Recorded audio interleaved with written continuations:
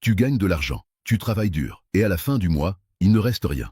Tu regardes ton compte en banque et tu te demandes où est passé tout cet argent que tu as gagné. Tu ne vis pas dans le luxe, tu ne fais pas de folies extravagantes, et pourtant l'argent disparaît comme de l'eau entre tes doigts. Pendant ce temps, il y a des gens qui gagnent parfois moins que toi et qui accumulent de la richesse année après année, génération après génération. Ces gens ne jouent pas au loto, ils n'ont pas hérité d'une fortune, ils n'ont pas eu plus de chance que toi. Ils ont simplement compris quelque chose que tu n'as pas encore compris, ce n'est pas combien tu gagnes qui détermine ta richesse, c'est combien tu ne dépenses pas. Les juifs riches que j'ai observés pendant des décennies ont tous un point commun qui surprend les gens quand ils le découvrent. Ils sont radins sur certaines choses. Pas sur tout, mais sur des catégories très précises de dépenses, ils refusent catégoriquement de sortir leur portefeuille. Et ce refus n'est pas de l'avarice maladive, c'est de la sagesse pure. Ils ont identifié les trous par lesquels l'argent s'échappe et ils ont bouché ces trous définitivement. Le résultat? L'argent s'accumule au lieu de disparaître. Shalom, je suis le rabbin Joseph. Avant de continuer, je veux te demander quelque chose. Écris dans les commentaires le mot économe si tu veux apprendre à garder ton argent au lieu de le voir disparaître. Juste le mot économe. Je veux voir combien d'entre vous sont prêts à changer leurs habitudes de dépenses aujourd'hui. Première chose que les juifs riches ne dépensent jamais, même quand ils ont des millions en banque, l'argent pour impressionner les autres. Cette catégorie de dépenses est peut-être la plus destructrice de toutes, et c'est celle que les gens ordinaires font sans même s'en rendre compte. La voiture plus chère que nécessaire pour que les voisins soient impressionnés. Les vêtements de marque pour être respectés au travail. Le restaurant cher pour montrer à tes amis que tu réussis. Les vacances luxueuses dont tu postes les photos sur les réseaux sociaux. L'appartement dans le bon quartier pour avoir une bonne adresse. Tout cet argent brûlé sur l'autel de l'apparence, sacrifié au dieu du regard des autres. Le Talmud a un enseignement brutal sur ce sujet, celui qui dépense pour les yeux des autres se ruine pour des gens qui ne se soucient pas de lui. Réfléchis à ça une seconde. Les personnes que tu essaies d'impressionner, est-ce qu'elles pensent vraiment à toi? Est-ce qu'elles se soucient réellement de ton bien-être? Ou est-ce qu'elles regardent ta voiture pendant 3 secondes et passent à autre chose? Tu sacrifies des années de liberté financière pour 3 secondes d'attention de gens qui t'auront oublié avant la fin de la journée. Les juifs riches que je connais conduisent souvent des voitures modestes, parfois même vieilles. Ils portent des vêtements simples, sans logo visible. Leurs maisons sont confortables mais pas ostentatoires. Si tu les croisais dans la rue, tu ne devinerais jamais qu'ils sont millionnaires. Et c'est exactement le but. Ils n'ont rien à prouver à personne. Leur richesse est pour eux et leur famille, pas pour le spectacle. Chaque euro qu'ils ne dépensent pas pour impressionner est un euro qui travaille pour eux, qui se multiplie, qui construit leur fortune réelle au lieu de construire une illusion de fortune. Deuxième chose que les juifs riches ne dépensent jamais, l'argent pour acheter du neuf quand l'occasion fait le même travail. Cette règle va peut-être te choquer parce que nous vivons dans une société qui nous a programmés pour croire que neuf égale mieux et que l'occasion est pour les pauvres. C'est exactement l'inverse de la réalité. Les riches achètent en occasion, les pauvres achètent du neuf à crédit et restent pauvres. Prenons l'exemple des voitures, puisque c'est la dépense la plus visible. Une voiture neuve perd entre 20 et 30% de sa valeur dès que tu la sors du concessionnaire. 30%. Tu as travaillé pendant des mois pour gagner cet argent, et il disparaît en une seconde, juste parce que tu voulais cette odeur de neuf et ce compteur à 0 km. Un juif riche regarde cette situation et voit une absurdité totale. Pourquoi payer 30% de plus pour la même voiture qui fera exactement le même travail? Il achète la même voiture avec 2 ans d'âge et 30 000 km, et il utilise l'argent économisé pour investir. Le Talmud enseigne que le sage achète ce dont il a besoin au prix le plus juste, tandis que le fou achète ce dont il a envie au prix le plus élevé. Cette sagesse s'applique à presque tout, les meubles, les appareils électroniques, les vêtements, les outils. Les juifs riches n'ont aucune honte à acheter d'occasion, à négocier, à attendre les soldes, à chercher la meilleure affaire. Cette mentalité de chasseur de valeur est exactement ce qui leur permet d'accumuler de la richesse pendant que les autres l'éparpillent en payant le prix fort pour tout. Troisième chose que les juifs riches ne dépensent jamais, les intérêts bancaires et les frais de crédit. Écoute-moi attentivement parce que ce point est crucial et il explique à lui seul pourquoi certaines personnes restent pauvres toute leur vie malgré des revenus corrects. Chaque fois que tu paies des intérêts sur un crédit, tu donnes ton argent à quelqu'un d'autre pour avoir le privilège d'utiliser de l'argent que tu n'as pas. Tu travailles, tu gagnes de l'argent, et une partie de cet argent va directement dans la poche de la banque sans que tu reçoives quoi que ce soit en échange. Les juifs riches ont une aversion profonde pour les intérêts, et cette aversion a des racines anciennes dans notre tradition. Le Talmud enseigne que l'emprunteur est esclave du prêteur, et que celui qui paie des intérêts enrichit les autres avec le fruit de son travail. Ils évitent les crédits à la consommation comme la peste. Pas de crédit pour la voiture, pas de crédit pour les meubles, pas de crédit pour les vacances, pas de paiement en plusieurs fois avec intérêt. S'ils ne peuvent pas payer comptant, ils attendent. Ils économisent.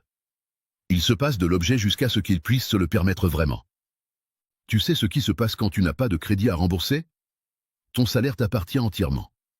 Pas de mensualité de voiture, pas de remboursement de pré-conso, pas de minimum de carte de crédit. Tout l'argent que tu gagnes reste dans ta poche. Et cet argent peut être investi pour te rapporter des intérêts au lieu d'en payer. C'est la différence fondamentale entre ceux qui s'enrichissent et ceux qui s'appauvrissent, les uns reçoivent des intérêts, les autres en paient. Quatrième chose que les juifs riches ne dépensent jamais, l'argent pour des abonnements et services qu'ils n'utilisent pas vraiment. Regarde tes relevés bancaires des 3 derniers mois et compte combien tu paies chaque mois en abonnement. La salle de sport où tu ne vas plus depuis 6 mois. Le service de streaming que tu regardes une fois par mois. L'application premium dont tu utilises peut-être 10% des fonctionnalités. Le magazine qui s'accumule sans être lu.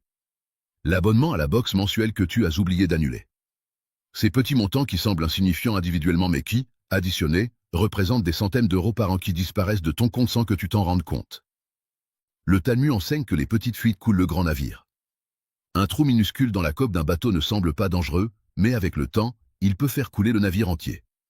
Tes abonnements inutilisés sont ces petits trous dans ta coque financière. Chacun semble négligeable, 9 euros par mois ici, 14 euros là, mais l'ensemble ils drainent ta richesse silencieusement, mois après mois, année après année. Les juifs riches font régulièrement ce qu'on pourrait appeler un audit d'abonnement.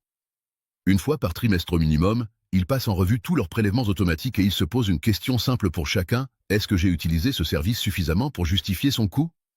Si la réponse est non, ils annulent immédiatement, sans état d'âme, sans se dire qu'ils le reprendront peut-être un jour. Ils savent que l'argent économisé sur ces fuites invisibles est de l'argent qui peut travailler pour eux ailleurs. Cinquième chose que les juifs riches ne dépensent jamais, et c'est peut-être la plus contre-intuitive de toutes, l'argent pour la qualité la plus basse. Attends, tu vas me dire, tu viens de me parler d'acheter d'occasion et de chercher les bonnes affaires, et maintenant tu me dis de ne pas acheter la qualité la plus basse? Ce n'est pas contradictoire? Non, et laisse-moi t'expliquer pourquoi cette distinction est cruciale. Il y a une différence entre payer moins cher pour la même valeur, ce qui est intelligent, et payer moins cher pour une valeur inférieure, ce qui est stupide. Acheter une voiture d'occasion de qualité est intelligent. Acheter la voiture la moins chère du marché qui va te coûter une fortune en réparation est stupide. Acheter des chaussures en solde est intelligent. Acheter des chaussures de mauvaise qualité qui vont se détruire en 3 mois et que tu devras remplacer est stupide. Le Talmud contient un proverbe que les juifs riches connaissent bien, le pauvre ne peut pas se permettre d'acheter bon marché. Cette phrase semble paradoxale mais elle contient une vérité profonde. Quand tu achètes la qualité la plus basse pour économiser quelques euros, tu finis souvent par payer plus cher à long terme. Le vêtement bon marché qui se déchire après quelques lavages. L'outil qui casse au premier usage. L'appareil électronique qui tombe en panne juste après la garantie. Les juifs riches calculent le coût total de possession, pas juste le prix d'achat. Ils préfèrent payer un peu plus pour quelque chose qui durera 10 ans plutôt que de payer moins pour quelque chose qu'ils devront remplacer 5 fois. Maintenant je vais te donner les 3 règles pratiques que les juifs riches appliquent avant chaque dépense, 3 questions qu'ils se posent systématiquement et qui les protègent des achats stupides. Première règle, la règle des 72 heures. Avant tout achat non essentiel de plus de 50 euros, ils attendent 72 heures. Pas d'achat impulsif, pas de je le prends maintenant parce que c'est une bonne affaire. Ils rentrent chez eux, ils réfléchissent pendant 3 jours, et ils se demandent si cet achat leur semble toujours aussi nécessaire. Dans la majorité des cas, l'envie disparaît et ils réalisent qu'ils auraient gaspillé leur argent. Cette simple règle élimine probablement 50% des dépenses inutiles. Deuxième règle, la règle du coût en heures de travail. Avant d'acheter quelque chose, ils calculent combien d'heures de travail cet objet représente. Si tu gagnes 20 euros de l'heure après impôt et que tu veux acheter quelque chose à 200 euros, tu te demandes, est-ce que cet objet vaut 10 heures de ma vie? Est-ce que je suis prêt à travailler 10 heures pour l'avoir? Cette façon de voir les choses change complètement ta perspective sur les achats. Soudain, ce gadget inutile ne semble plus si attrayant quand tu réalises qu'il te coûte une journée entière de travail. Troisième règle, la règle de l'alternative gratuite ou moins chère. Avant chaque dépense, ils se demandent, existe-t-il une façon d'obtenir le même résultat gratuitement ou pour moins cher? Avant de payer un abonnement à une salle de sport, est-ce que je peux courir dehors gratuitement? Avant d'acheter ce livre neuf, est-ce qu'il est disponible à la bibliothèque ou en occasion? Avant de payer ce service, est-ce que je peux le faire moi-même? Cette réflexion systématique révèle souvent des alternatives auxquelles tu n'aurais jamais pensé si tu avais simplement sorti ta carte bancaire automatiquement. Récapitulons les 5 choses que les juifs riches ne dépensent jamais, même quand ils ont des millions en banque. Premièrement, ils ne dépensent jamais pour impressionner les autres. Leur richesse est invisible aux yeux du monde parce qu'elle n'a pas besoin d'être prouvée. Chaque euro non dépensé en apparence est un euro qui construit leur fortune réelle. Deuxièmement, ils ne dépensent jamais le prix du neuf quand l'occasion offre la même valeur. Ils achètent intelligemment, sans ego, sans honte, en cherchant toujours le meilleur rapport qualité-prix. Troisièmement, ils ne dépensent jamais en intérêts et frais de crédit. Ils vivent selon leurs moyens, ils paient comptant, et leur argent leur appartient entièrement au lieu d'enrichir les banques. Quatrièmement, ils ne dépensent jamais pour des abonnements et services inutilisés. Ils font régulièrement le ménage dans leurs prélèvements et éliminent impitoyablement les fuites invisibles. Cinquièmement, ils ne dépensent jamais pour la qualité la plus basse. Ils comprennent que le bon marché coûte cher à long terme et ils investissent dans la qualité qui dure. Ces 5 principes semblent simples, presque évidents quand tu les entends. Mais combien de personnes les appliquent vraiment? Combien continuent à acheter des voitures neuves à crédit pour impressionner des voisins qui s'en fichent? Combien paient des abonnements qu'ils n'utilisent jamais? Combien achètent de la camelote qui se casse et doit être remplacée constamment? La différence entre les riches et les pauvres n'est pas toujours une question de revenus. C'est souvent une question de décision quotidienne, de petits choix répétés des milliers de fois qui, avec le temps, créent soit l'abondance soit la pauvreté. À partir d'aujourd'hui, tu as le choix. Tu peux continuer comme avant, ou tu peux commencer à appliquer ces principes et regarder ta richesse s'accumuler enfin. Shalom, et que l'Éternel bénisse chaque euro que tu garderas avec sagesse.